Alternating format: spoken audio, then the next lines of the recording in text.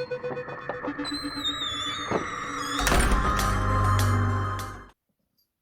YouTube, and welcome to Nerdtastic Halloween 2022. For anyone new here, hi, my name is Nerdcat, and for 6 days leading up to and ending on October 31st, I bring different Halloween costume makeup ideas, show you how I create them, and just share my love of makeup and weirdness to you guys. I don't know if anyone will ever recreate these themselves. If you do, I would love to see them. But really, I just do it because it's fun, and I really love doing costume makeup, so getting to recreate some of my favorite characters or ideas with makeup itself really puts a smile on my face, so I thought, why not share it with others? Anyway, moving past that, this year I decided to go a little bit more PG-13, as last year was a lot of blood and horror, so this year is a little bit tamer, and I thought, why not recreate characters from some of my favorite movies growing up? So we're gonna get into the first look of this year, which is Coraline from the movie Coraline. I really love that movie. It is one of my favorite claymation movies. It's just so creepy and so beautifully done that I just really wanted to try and recreate Coraline, but I did it as the doll version of her. So yeah, hand it over to voiceover Jamie and get into this video. See you there. Okay, so to start off, I did color my hair blue for this. I just used temporary blue hair wax. You could always use a wig or whatever you would like. So with this makeup, it's actually very, very simple.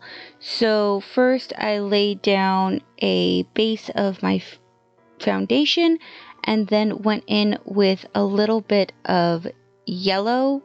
Because if you look at the doll, it's a kind of like a burlap doll, so it's got a little bit of a yellow tinge to it. So I just took my own foundation and added a little bit of yellow to kind of mimic that coloring.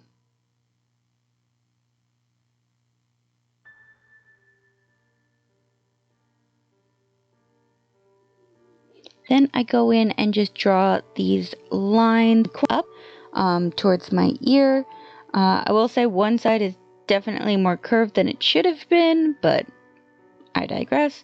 So these are to mimic the stitch lines, because in the opening part of Coraline, when it shows the doll being turned into a Coraline doll, the other mother cuts open the mouth to fill it, and so it has those small little stitch marks. So I just went in with a brown from the corner of my mouth all the way up to where my ears would be, adding a little bit of stitch lines and kind of buffed it out slightly.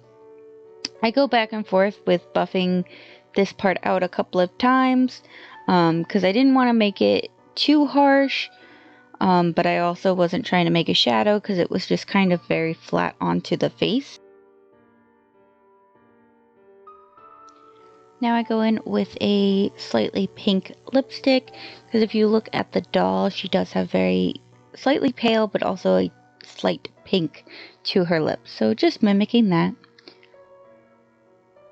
Then taking a very red pigmented blush, I go on the apples of my cheeks and my eyes to mimic the rosiness of the doll's cheeks. So I just kind of packed it in around the eyes mostly. So now with the back of my makeup brush, I'm taking some brown aqua paint and making those big circle freckles that the doll has.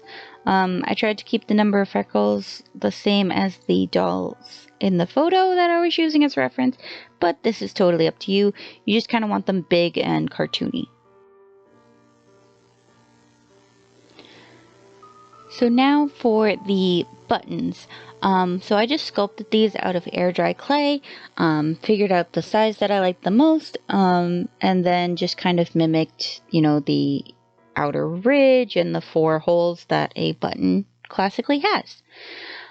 So I just Pros-Aide these to my face for this video, but if you do not want to, attach the buttons to your face at all or anything like that, another option that you can do is to get the round circle lenses, or the Harry Potter glasses, as a lot of people call them, and attach the clay eyes to the lenses, and that way you can take them on and off if you would like. But for this video, I was totally fine with just slapping them on my face. So yeah, and then one last buffing of the line just to make it a little bit softer.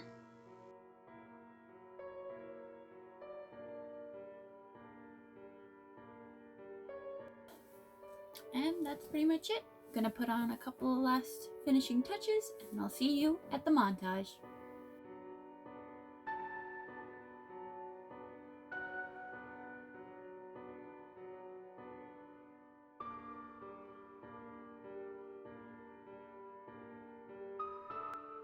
And here's the final look.